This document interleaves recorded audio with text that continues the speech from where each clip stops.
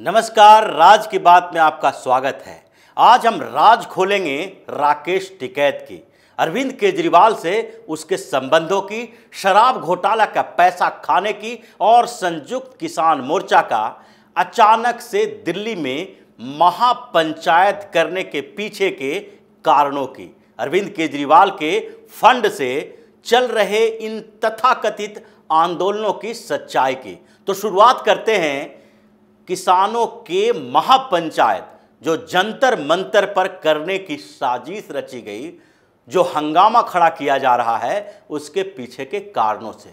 आखिरकार अचानक से किसान महापंचायत करने की मांग कैसे उठी? आखिरकार संयुक्त किसान मोर्चा अचानक से फिर से वाइब्रेट क्यों हो गया? आखिरकार राकेश टिकैत अपने तथाकथित किसानों को लेकर दिल्ली की तरफ कैसे कूच कर गए, और ये भी उसी समय जबकि अरविंद केजरीवाल की पार्टी के ऊपर, मनीष सिसोदिया के ऊपर भ्रष्टाचार का सबसे बड़ा आरोप लग रहा है। ये करीब करीब 6000 करोड़ का शराब घोटाला सामने आया है, जिसके लिए सीबीआई ने छापेमारी की है। पूरे आम आदमी पार्टी बौखलाई हुई है, हर रोज प्रेस कॉन्फ्रेंस कर करके इस घोटाले से बाहर निकलने की तरकीब पर बात कर रही है। भारतीय जनता पार्टी के ऊपर आरोप लगा रही है कि वो आम आदमी पार्टी को तोड़ने की कोशिश कर रही है, यानी कि पूरा का पूरा मामला आम आदमी पार्टी के खिलाफ जा रहा है।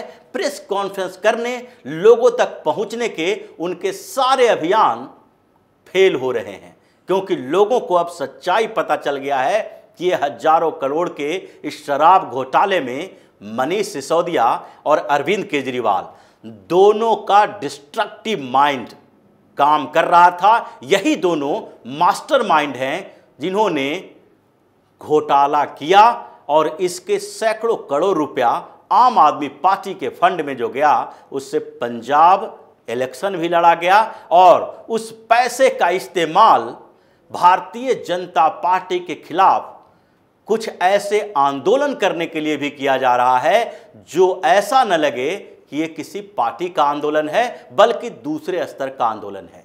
यही आम आदमी पार्टी ने इन आंदोलन जीवी किसान संगठनों को पैसा दिया है, और जिसके कारण आज अरविंद केजरीवाल के घोटाले पर पर्दा डालने के लिए ये लोग दिल्ली पहुंच रहे हैं।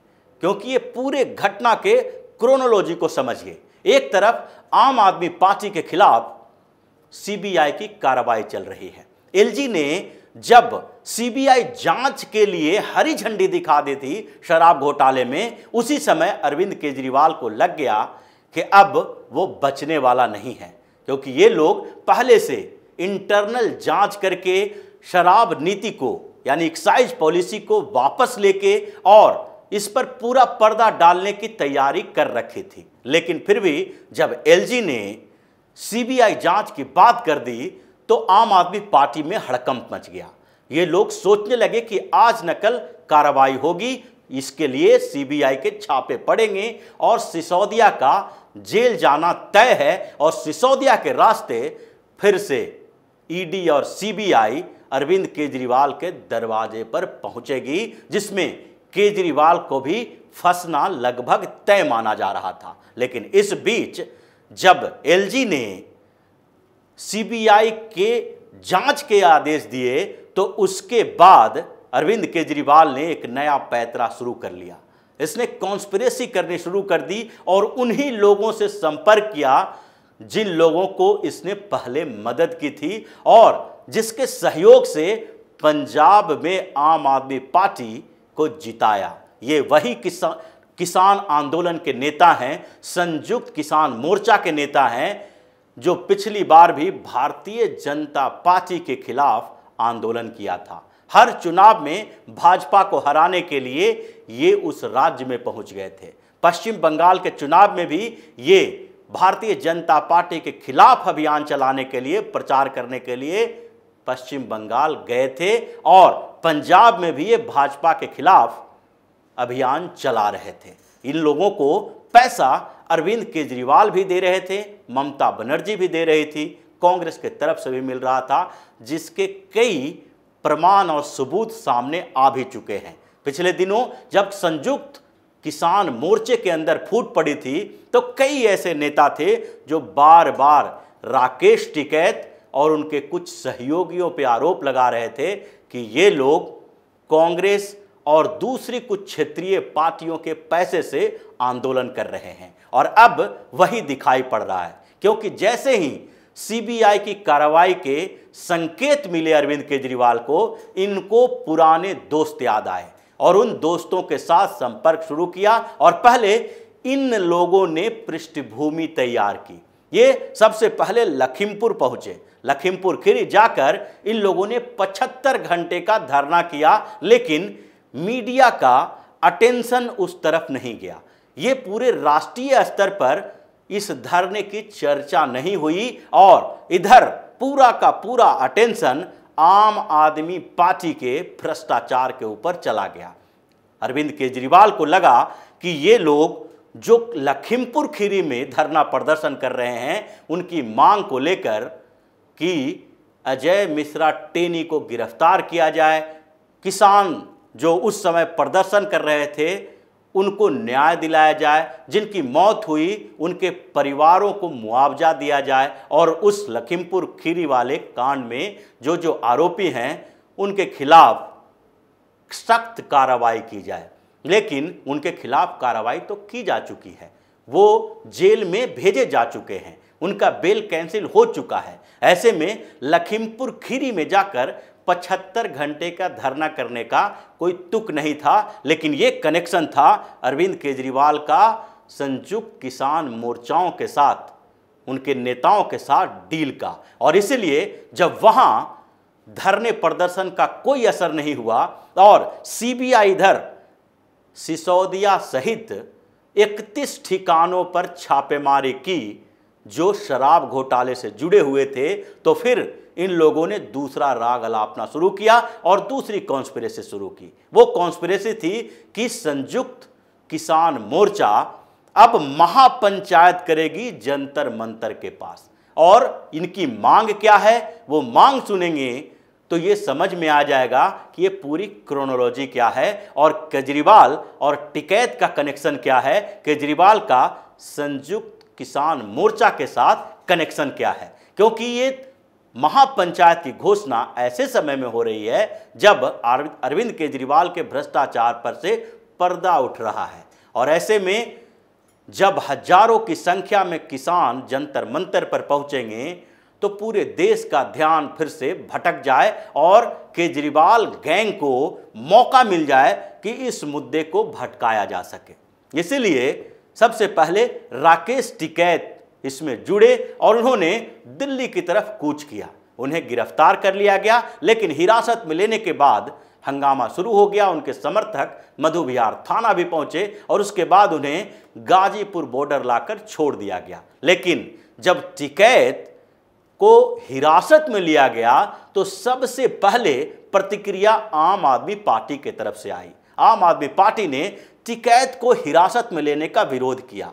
गोपाल राय जो आम आदमी पार्टी के नेता हैं और इस बीच थोड़ा खोए हुए हैं, लेकिन फिर भी अरविंद केजरीवाल की टीम का एक अहम हिस्सा बने रहते हैं, गोपाल राय ने टिकैत का समर्थन किया, किसानों की मांगों की बात की और ये कोशिश की कि किसी तरह से दिल्ली पुलिस कमजोर हो जाए, बैरिकेडिंग न करे और दिल्ली में किसान अचानक से घुसे और पिछली बार की तरह हंगामा खड़ा कर दें।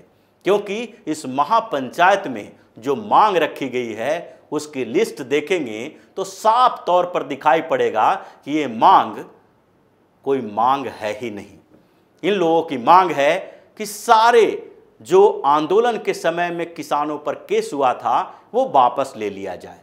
लेकिन सरकार तो ऐसे केस पहले ही वापस ले चुकी है। कुछ केस और मुकदमे हैं, लेकिन वो मुकदमे ऐसे लोगों के खिलाफ है जिसको वापस नहीं लिया जा सकता।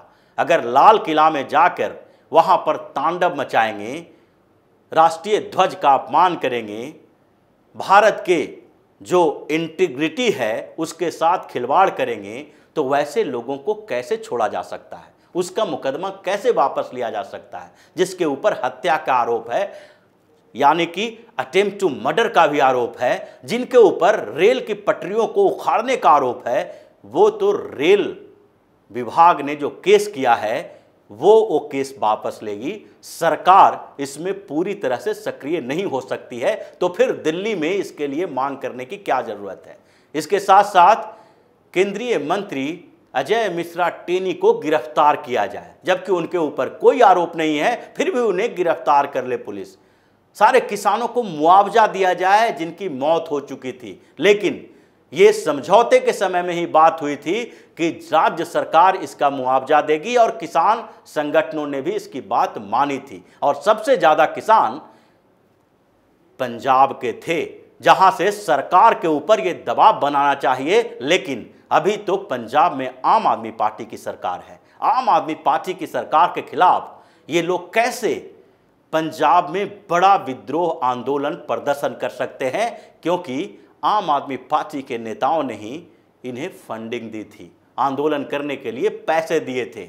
जब ये टिकरी बॉर्डर पर थे तो आम आदमी पार्टी के नेता वहां जाया करते थे। अरविंद केजरीवाल ने उनके लिए फ्री बिजली, फ्री पानी की घोषणा की थी, लंगर लगवाया था और खाना पीना खिलाता था। ये उस आंदोलन के लिए फंड दे रहे थे, जो आंदोलन भारतीय जनता पार्टी के खिलाफ था, न कि किसानों के फायदे के लिए। उस आंदोलन में जब अरविंद केजरीवाल का पूरा गैंग लगा हुआ था, तो वो उस पार्टी के खिलाफ आंदोलन कैसे करेंगे जिसकी सरकार है। और इसलिए इस पूरे मामले को भटकाने के लिए इन लोगों ने दिल्ली को चुना है कि अगर दिल्ली में जंतर मंतर के पास हजारों किसान, जो कुछ पश्चिमी उत्तर प्रदेश के हैं जो टिकैत गैंग में शामिल हैं, कुछ पंजाब के हैं जो कि संयुक्त किसान मोर्चा के अलग अलग संगठन के नेताओं के साथ खड़े हैं, जो आम आदमी पार्टी के कार्यकर्ता भी हैं, वो लोग अगर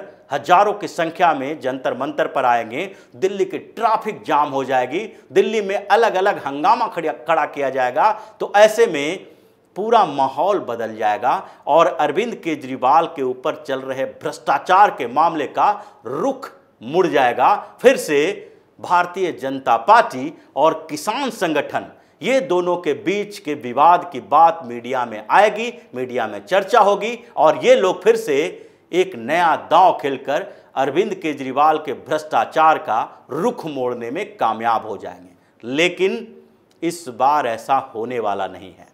दिल्ली पुलिस भी अपने कड़े रुख के साथ है, उत्तर प्रदेश की योगी की सरकार भी कड़ा रुख अख्तियार किए हुए है और बॉर्डर पर बैरिकेडिंग किया जा चुका है। कुछ किसान जो दिल्ली में हैं वो जंतर मंतर पर जाकर धरना प्रदर्शन कर सकते हैं, महापंचायत कर सकते हैं और इस पूरे मामले को गंभीरता से लिया जा रहा है, क्योंकि इन जो मुद्दे बदलने वाले एजेंडे हैं उससे अरविंद केजरीवाल और मनीष सिसोदिया बच नहीं पाएंगे। जितना भी आम आदमी पार्टी अपने आप को बचाने के लिए कॉन्स्पिरेसी करे, राकेश टिकैत अरविंद केजरीवाल के शराब घोटाले का पैसा खाकर उनके पक्ष में आंदोलन करने के लिए तैयार हों, योगेंद्र यादव कितना भी कोशिश कर लें, लेकिन इन लोगों की पूरी साजिश बेनकाब होगी और केजरीवाल और सिसोदिया का भ्रष्टाचार सामने आएगा, दोनों को जेल जाना पड़ेगा। तो इसी तरह की खबरों के साथ फिर से हाजिर होंगे, तब तक के लिए बने रहिए हमारे साथ और देते रहिए हमें सहयोग, ताकि इसी तरह की खबर हम आपके लिए लाते रहें। धन्यवाद।